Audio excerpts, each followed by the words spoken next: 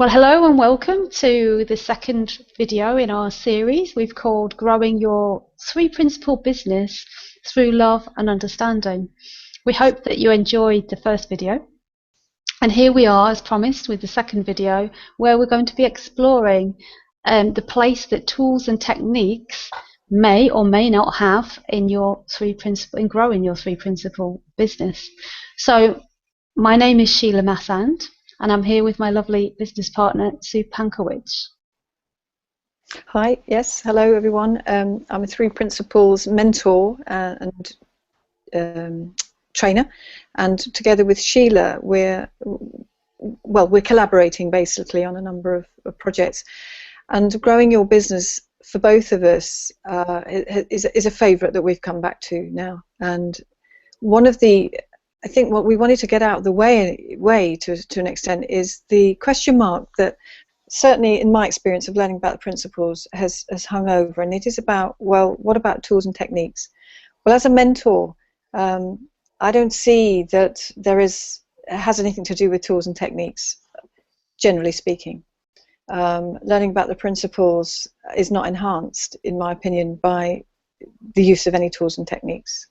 What is clear to me, though, is that when we learn about the three principles, what we're really doing is getting back into a connection, much stronger, clearer connection with what we already have. And what we already have is the wisdom to know what to do in the moment, how to be responsive in the moment, and how to let things unfold in a very different way to, well, in my experience, I used to be always wondering about what was going to unfold, and maybe I could have some control over that, and I would worry that I wasn't very good at planning how to put those controls in place. So we're looking at a really different paradigm here. When we're looking at growing our business, you growing your business, we want to support people who have that desire and that passion to share the impact that it's had on their own lives, and to be able to help other people to ease their unnecessary suffering. So from the mentoring perspective, and from the platform of this, the training that we offer, the lens will always be very clear. The lens will always be a tool and technique free lens at looking at growing your business.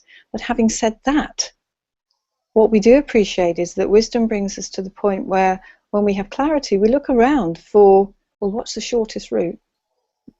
How can I most effectively help people? And so that's where, in working in partnership with Sheela, works so beautifully, because we're both on that same platform. But Sheela would, I hope now, will say a little bit about her take on that, in terms of when you're at the starting gate, what then? When you can see clearly that, yes, I want to grow my business, now help me. You know what comes to mind, Sue, when you were talking is that, I don't know, the story, the analogy, the metaphor of well, this is the way I know the story, and this is the guy who is sitting on the roof of a building, or the floods are coming, the waters are pouring, and it's raining and it's raining and it's raining, and the water level is going up and up, and I think he doesn't start off in the roof, he starts off in his house, but he's is a very, I guess, religious man. He says, God will save me, and so along comes the boat, the rescue boat, come rescue him, and he says, no, I don't need rescuing, God will save me. And I can't remember, the next person that comes along is somebody else, and he's moving higher on his house, and they come along and they say they want to rescue him. No, God will save me, God will rescue me, I believe in God, he will save me. Waters are getting higher and higher, and he ends up on the roof, and along comes the helicopter to rescue him off the roof, and he's still saying, no, I don't need you, God will save me. Anyway, the waters keep rising. Unfortunately, he's taken with the waters, he dies, reaches the pearly gates. God asks God, why, I believed in you, I loved you, I love you, why didn't you come and save me? He says, and God answers, I sent you a boat, I sent you something else, and I sent you a helicopter. What else do you want me to do?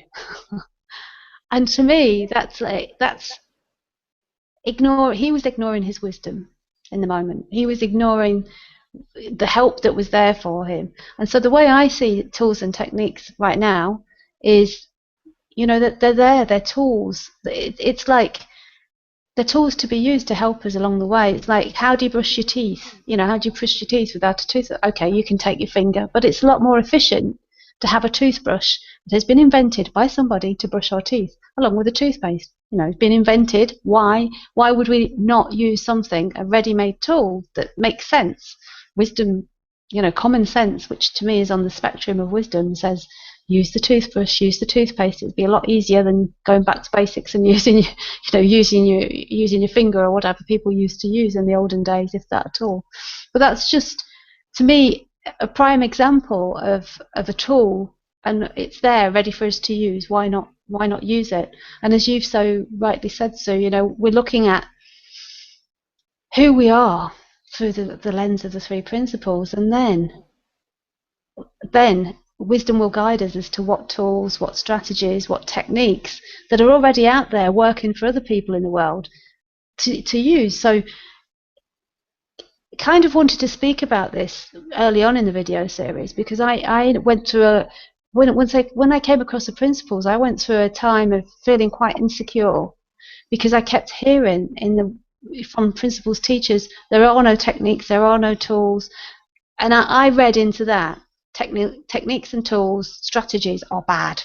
You must stay away from all that. Don't go near, tools and techniques, strategies. If you do, you're going down the wrong road. And it took me a long time to wake up to the fact that my wisdom trumps everything. So whatever anybody else is telling me, or what I'm hearing, I was hearing it through a filter of no tools and no techniques for a long time. And looking out there at what other people are offering, and I can't do that, that's a strategy. I mustn't do that, that's a technique. It took me quite a long time to wake up to the fact that everything's out there for us ready to use. It's our wisdom that's going to guide us in the moment as to which one's right for us. And so when people come along to work with me and they tell me things like, I hate using Twitter, but I've been told I've got to do it. So-and-so over, the last coach I had, or the last program I was on, said, Twitter is a must. I must do it, and I must do it so many times a day. And I'm like, no, if you hate doing it, that's not for you. That's not wisdom guiding you in the moment. That's somebody else telling you that that's right for you, and you thinking, I must do this because that expert over there said I must do it. That's definitely outside in. What we're looking at here is using tools and techniques and strategies from the inside out. So that for me is about wisdom guiding us in the moment. So wisdom says, use Facebook as part of your marketing strategy, if you like. That's a strategy to use for you. It fits into your own personal blueprint.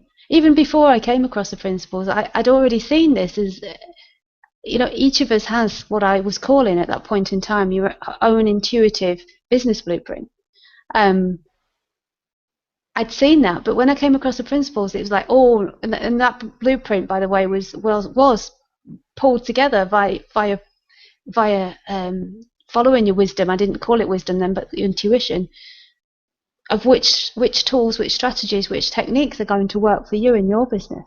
It wasn't about a 10-step process that must be followed. It was about creating your own. I'd already seen that. Then I came across the principles, heard all this, probably very wrongly, and that all went to bed again. And now I feel like it's been reawakened. No, that is what I was doing before, but now I'm seeing it as wisdom guiding us in the moment. I could see that was the inside out, an inside out way of looking at things.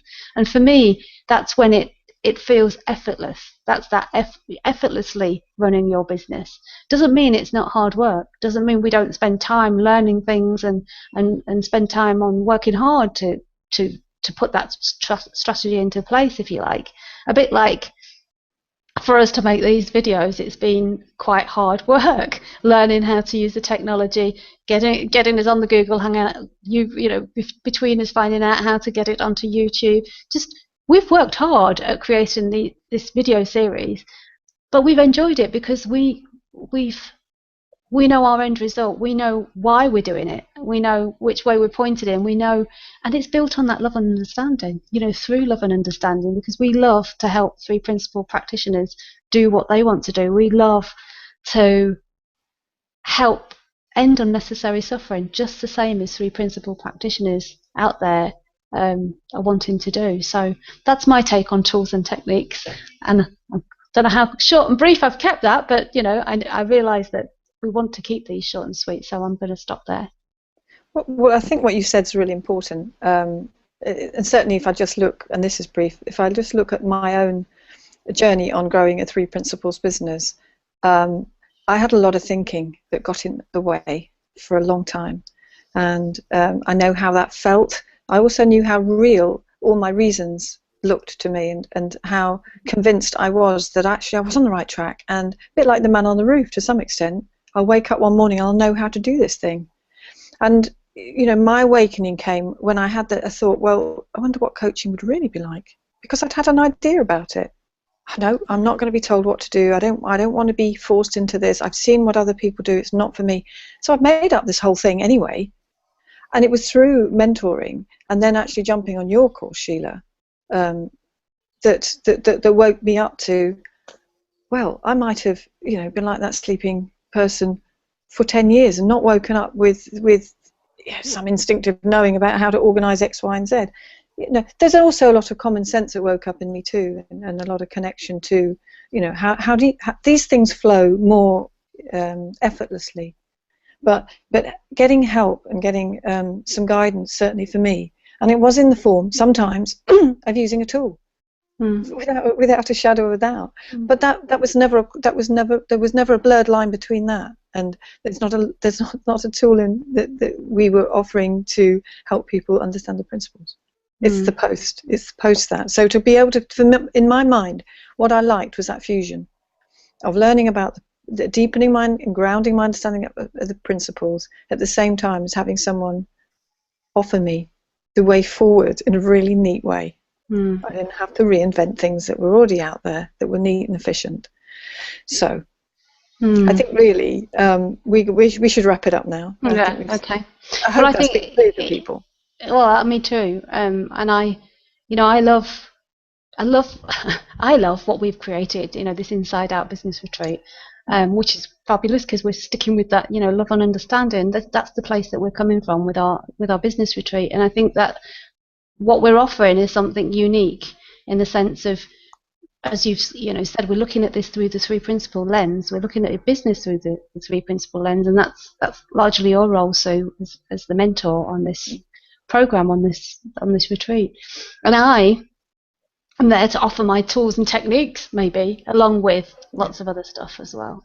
And so if you're interested in, you're a three principle practitioner, you're interested in coming along and exploring with us at this Inside Out business retreat, and just how to grow your business through love and understanding, then you can find out all the details on our event page. Hopefully you'll see a link for that event page somewhere around this video as we're learning as we're going along, enjoying our learning as we're going along. What else did we need to share? Oh, about the next video. Do you want to do that, Sylvia? Yeah.